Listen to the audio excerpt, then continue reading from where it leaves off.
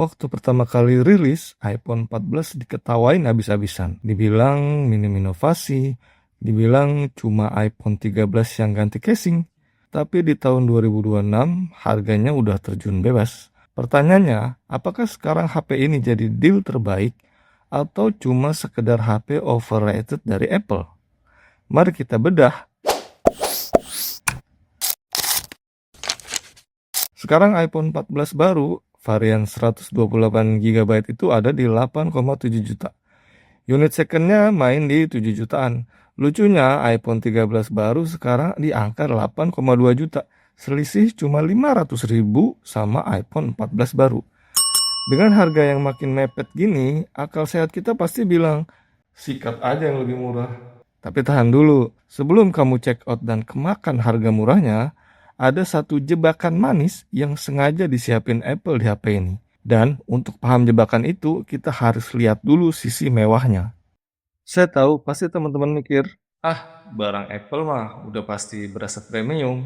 Ya, itu nggak sepenuhnya salah sih. Meski masih pakai poni jadul dan belum Dynamic Island, feel genggaman iPhone 14 di tahun 2026 ini ngasih vibes yang mahal yang susah ditiru HP Android kelas menengah. Ditambah lagi chipset A15 Bionic di dalamnya, ini ibarat monster yang menolak mati. Tapi bintang utamanya bukan di situ, melainkan di action mode-nya. Buat kamu yang suka ngonten sambil lari-larian, stabilitas videonya udah level tinggi banget. Di harga 7-8 jutaan, HP Android manapun kayaknya masih harus sungkem deh sama iPhone 14 ini. Belum lagi kualitas speaker stereonya yang khas Apple banget. Bassnya dapet, vokalnya jernih, stagingnya luas, nonton Netflix, YouTube itu berasa di bioskop mini. Oh iya, ada satu lagi fakta pahit yang bikin banyak orang susah lepas dari Apple, yaitu optimasi sosial media. Mau di tahun berapapun, bahkan sampai sekarang, developer Instagram sama TikTok itu seolah anak emasin iPhone.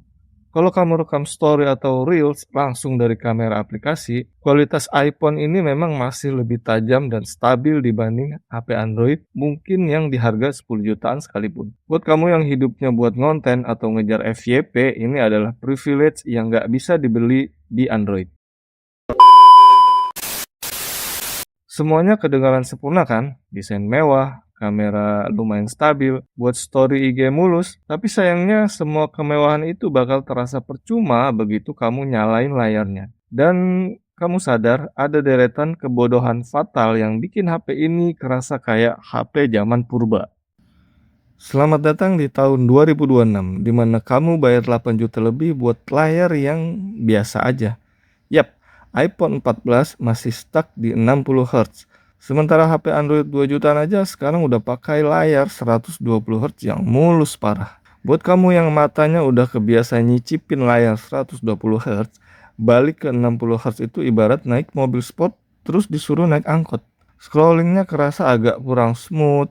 Ini sebenarnya penghinaan visual pertama dari Apple yang harus kamu telan. Penghinaan kedua, kapasitas memori. Mari kita bahas varian yang harganya paling masuk akal, 128 GB. Di tahun 2026, 128 GB itu di iPhone cuma kayak ilusi aja ya. Kenapa? Karena sistem update iOS terbaru dan tumpukan sistem data aja itu udah ngerampok hampir 20-30 GB memori. Belum lagi ukuran aplikasi yang makin kesini makin bengkak.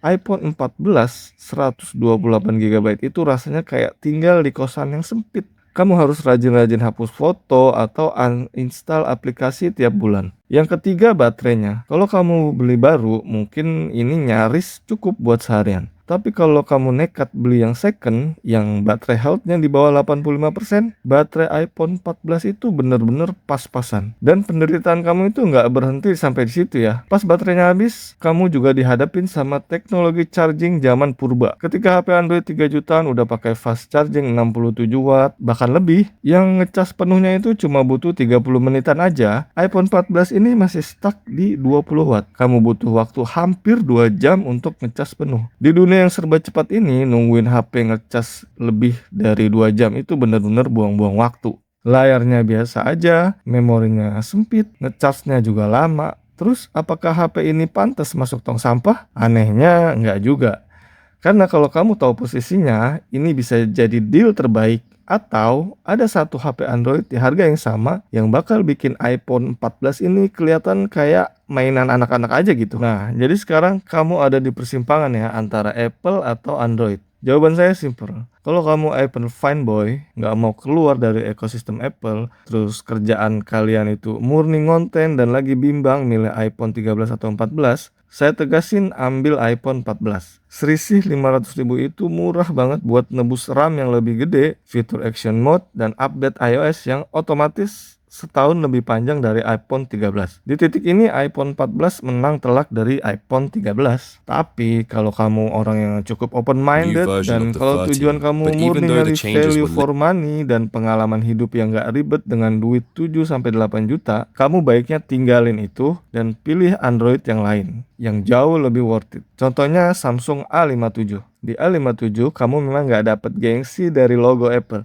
tapi kamu dapat layar Super AMOLED 120Hz yang manjain mata, baterai badak yang bikin kamu lupa caranya ngecas, plus kamu dapat ruang penyimpanan memori yang lebih lega dan charging yang lumayan cepat juga. Gak cuma itu, kamu juga udah dapat fitur AI bawaan yang ngebantu banget buat ngerjain tugas atau kerjaan harian kamu. Kamu bayar untuk teknologi tahun ini, bukan teknologi sisaan dari 4 tahun yang lalu. Kamu dapat fungsi yang penuh, bukan sekedar pamer logo. Ya, pada akhirnya semua duit ada di tangan kamu ya. Mau menang gengsi dengan kamera dewa buat sosmed tapi layarnya jadul dan memori sempit, atau layar super mulus, fitur kekinian tapi kameranya standar Android, ya itu semua ada pilihan kamu. Coba tulis pendapat jujur kalian di kolom komentar, biar yang lain juga pada melek. Jangan lupa subscribe kalau kalian butuh review jujur tanpa gimmick marketing. Sampai ketemu di video selanjutnya.